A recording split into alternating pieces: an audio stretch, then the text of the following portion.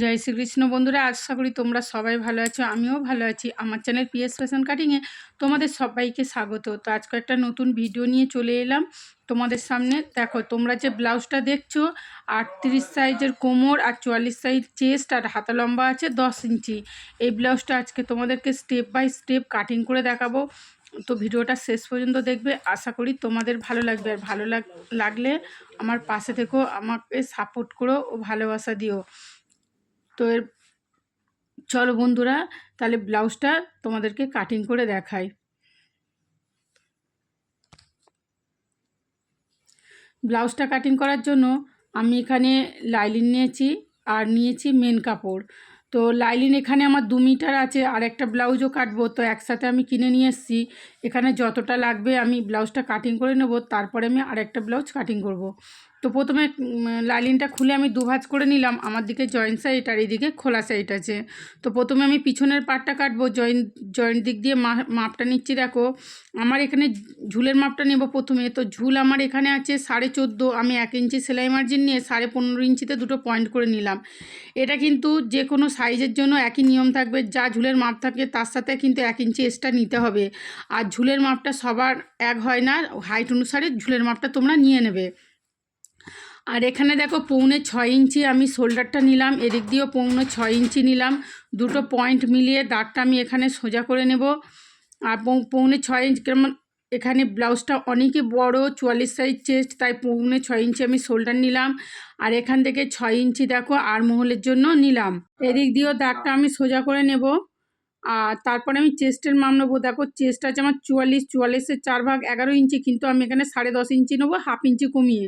তার সাথে 2 ইঞ্চি এক্সট্রা নিলাম। আর কোমর আছে 38-এর 4 ভাগ হচ্ছে 9.5, আর তার সাথে 1 ইঞ্চি টেকে না 2 ইঞ্চি এক্সট্রা নিয়ে উপরের পয়েন্ট আর নিচের পয়েন্ট মিলিয়ে দাগগুলো আমি সোজা করে নেব। এবার দেখো, আর্মহোলের জন্য এখানে শেপ দেবো। আর্মহোলের জন্য কিন্তু এখানে আমি 1.5 ইঞ্চি নেব। 1.5 ইঞ্চিতে একটা পয়েন্ট করে নেব।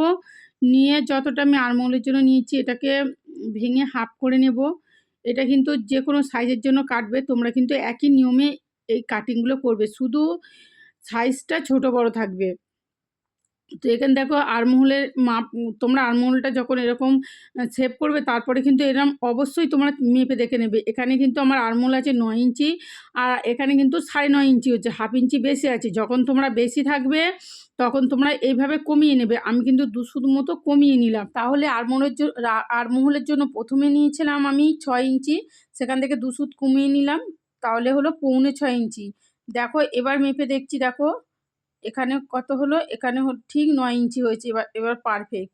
তাহলে আর্মহোলের জন্য আমি 6.25 ইঞ্চি নিলাম। তো এখানে দেখো, এবার পুট গলাটা নেব। পুট গলাটা কিন্তু আমার এখান থেকে আমি 2.5 ইঞ্চি নিলাম। আর পুট গলার ডিপটা আমি 11 ইঞ্চি নিচ্ছি। পিছনের ডিপটা এখানে 11 ইঞ্চি নিলাম। আর এদিক দিয়ে আমি 3 ইঞ্চি নেব।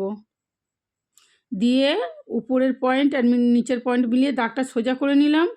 দিয়ে এবার দেখো, এখানে কিন্তু কাস্টমার বলেছে আমার পিছনের ডিজাইনটা মানে পিঠটা যেন ছড়ানো হয়। যখন ছড়ানো হবে দেখো, দাগ ছেড়ে ভিতর দিক থেকে এইভাবে শেপটা দিয়ে নিতে হবে।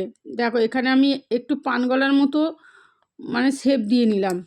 আর এখানে 11 ইঞ্চি পিছনে যেহেতু আমার গলার ডিপ আছে, তখন কিন্তু পিছনে যখন 10 ইঞ্চি বা 10 ইঞ্চির বেশি ডিপ হবে, তোমরা কিন্তু পিছনের দিক দিয়ে এইভাবে একটু কমিয়ে নেবে।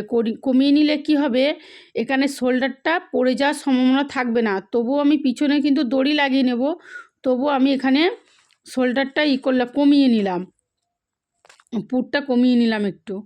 তো এখানে আমার ড্রয়িংটা হয়ে গেছে পিছনের পার্টটা। দেখো আমি এবার কেটে নেব। আর এই কাটিংটা রেখে আমি কিন্তু সামনের পার্টটা কাটিং করব। তো তোমরা যে কোনো সাইজের ব্লাউজ কাটানো কেন বন্ধুরা, আর্মহোলে কিন্তু শেপটা দেওয়ার পরে তোমরা একবার চেক করে নেবে ঠিক আছে কি না। এবার দেখো এখানেও কাপড়টা 2 ভাঁজ করে রেখেছি। আর পিছনের পার্টটা বসিয়ে পিছনের পার্ট বরাবরই আমি কিন্তু দাগ দিয়ে নিচ্ছি।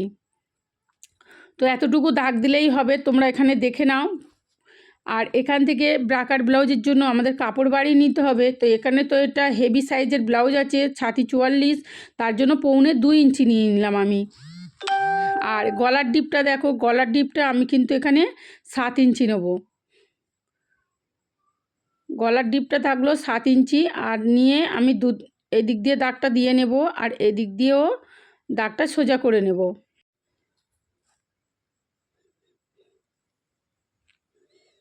এরপরে দেখো ফুল বাস্টের পয়েন্ট করে নেব।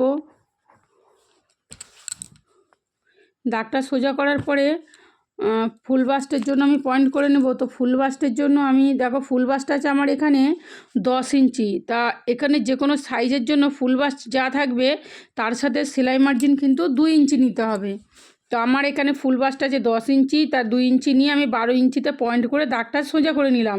এবার আমার কটুরির জন্য এখানে মাপটা বের করতে হবে। তার ছাতি যা থাকবে সেটাকে 10 দিয়ে ভাগ করতে হবে। এটা সব সাইজের জন্য একই নিয়ম। আমার এখানে ছাতি 44 আছে, 10 দিয়ে ভাগ করলাম।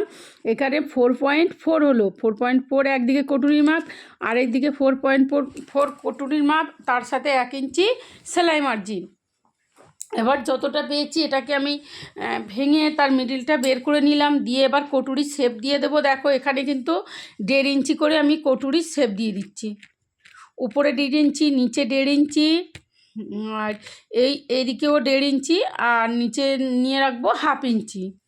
দেখো এই 4টে পয়েন্ট এবার আমি দেখো স্কেল দিয়ে 4টে পয়েন্ট আমি মিলিয়ে দিচ্ছি।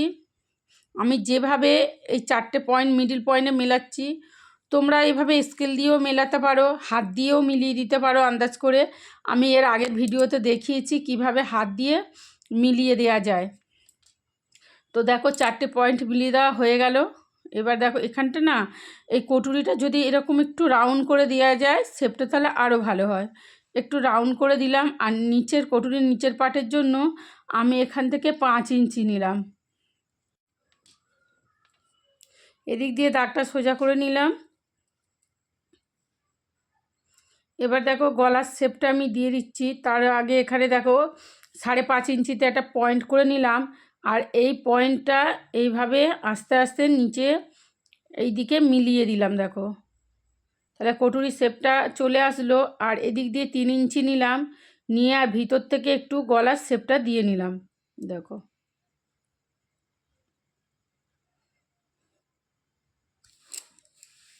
এদিক দিয়ে দাগটা দিয়ে নিলাম। আর এখান থেকে আমি 1 ইঞ্চি শেপ দিয়ে নিলাম। এখান থেকে 1.25 ইঞ্চি শেপ দিয়ে নিই। আজকে একটু হেভি সাইজ আছে বলে 1 ইঞ্চি মতো শেপ দিয়ে নিলাম। আর এদিক দিয়ে আমি 6.5 ইঞ্চি নিলাম। 6.5 ইঞ্চি নিয়ে দাগটা এইভাবে সোজা না দিয়ে আমি এইভাবে 1 ইঞ্চি মতো নিচের দিকে নামিয়ে দিলে পরে কোনো অসুবিধা হবে না। আর এখান থেকে 2 সুতের মতো আমি আর্মহোলের শেপ দিয়ে দিলাম।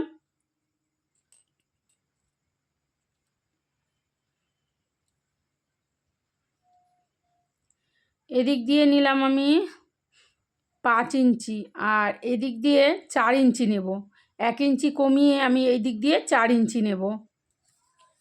এটা যে কোনো সাইজের জন্য একই নিয়ম থাকবে। সামনে দিয়ে তোমরা যা নেবে, আর এই সাইড দিয়ে তোমরা 1 ইঞ্চি কমিয়ে নেবে। আর এদিক দিয়েও 1 ইঞ্চি ডাউন করে নিলাম। কেন করে নিলাম দেখো, পিছনের পাটে যখন আমরা টেকিনটা দেব তখন কিন্তু আমাদের এখানে কাপড়টা এখানে মেকআপ হয়ে যাবে। তাহলে এইভাবে 1 ইঞ্চি কমিয়ে নিলে ফিটিংসটা কিন্তু খুব সুন্দর হয়। আর মাঝখান দিয়ে একটু হালকা করে নৌকার মতো করে শেপ দিয়ে নিলাম। তো এখানে ড্রয়িংটা আমার পুরো হয়ে গেছে, কেটে নিচ্ছি। দেখো তো বন্ধুরা, তোমাদের যদি কোনো অসুবিধা হয়, কোনো জায়গায় বুঝতে অসুবিধা হয়, আমাকে কমেন্ট করে জানাবে। আর তোমরা কোন টপিকের উপরও ভিডিও দেখতে চাও সেটাও আমাকে জানাবে। দেখো এখানে এবার কাটা হয়ে গেলে আমি কিন্তু মেন কাপড়ের উপরে রেখে কাটিং করে নেব। আর আমার মেন কাপড়টা কিন্তু এখানে খুবই অল্প আছে, কারণ ব্লাউজটা অনেক বড়। তো এখানে মেন কাপড়ের উপর কাটিংটা তোমাদেরকে আজকে আর দেখাবো না। এটাকে আমাকে ম্যানেজ করে কাটিংটা করতে হবে, তাহলে অনেকটাই দেরি হবে। তা এর আগের ভিডিওতে আমি তোমাদেরকে দেখিয়েছিলাম কিভাবে মেন কাপড়ের উপর কাটিং করতে হয়। তো আজকে শুধু এখানে দেখো হাতাটা কাটিং করে নেব। এখানে 4 ভাঁজ করে কাপড় রাখলাম। আমার দিকে জয়েন্ট সাইড আছে আর এদিকে খোলা সাইড আছে। প্রথমে ঝুলের মাপ নেব। ঝুল আছে আমার থাকবে 10 ইঞ্চি, তাই 1 ইঞ্চি আমি এক্সট্রা রাখবো সেলাই মার্জিনের জন্য। নিয়ে 11 ইঞ্চিতে একটা পয়েন্ট করে দাগটা সোজা করে নিলাম। তারপরে দেখো নিচে 3.5 ইঞ্চিতে একটা পয়েন্ট করে নিলাম। এটা সাধারণত 3 ইঞ্চিতে করে নিলে হয়ে যায়, যখন হেভি সাইজ থাকে তখন কিন্তু 1/2 ইঞ্চি বাড়িয়ে নিতে হয়, তাহলে ফিটিংসটা ভালো হয়। আর এখানে আরমোলের জন্য 9 ইঞ্চিতে একটা পয়েন্ট করে নিলাম, আর এদিকে মৌরির জন্য 6 ইঞ্চিতে একটা পয়েন্ট করে নিলাম। নিয়ে দেখো তোমাদের মোহরা যা থাকবে সেটাকে হাফ করে নেবে, আর মৌরি যেটা থাকবে সেটাও তোমরা হাফ করে নেবে, নিয়ে এইভাবে মাপটা নিয়ে নেবে। দেখো এখানে আর এক্সট্রা করে আমি 1.5 ইঞ্চি করে কাপড় রেখেছি। এবারে যেভাবে ড্রয়িং করেছি সেভাবে আমি কেটে নেব। তারপরে হাতার মিডিলে একটা কাট লাগিয়ে আর তালপাটটা তারপরে কেটে নেব। অনেকেই ব্লাউজের লাইলিনের সাথে মেন কাপড়ে জয়েন করার পরে তালপাটটা কাটিং করে নেয়, কিন্তু আমি এইভাবেও কাটিং করে নিই, ওভাবেও কোনো সময় কাটিং করে নিই। তোমাদের যেটা সুবিধা হবে তোমরা সেভাবেই কাটিং করে নেবে। দেখো 1/2 ইঞ্চি মতো এখানে শেপ দিয়ে নিলাম তালপাটের। আর এখানে দেখো লাইলিনটা দেখো কতটা কম, মেন কাপড়টা কতটা কম আছে। তো এটা আমি পরে ম্যানেজ করে কেটে নেব। তো কীভাবে এই লাইলিনে কাটিং করতে হয় এর আগে আমার ভিডিও দেওয়া আছে, কাটিং করে দেখিয়েছি আমি মেন কাপড়, তোমরা দেখে নেবে। ভিডিওটা কেমন লাগলো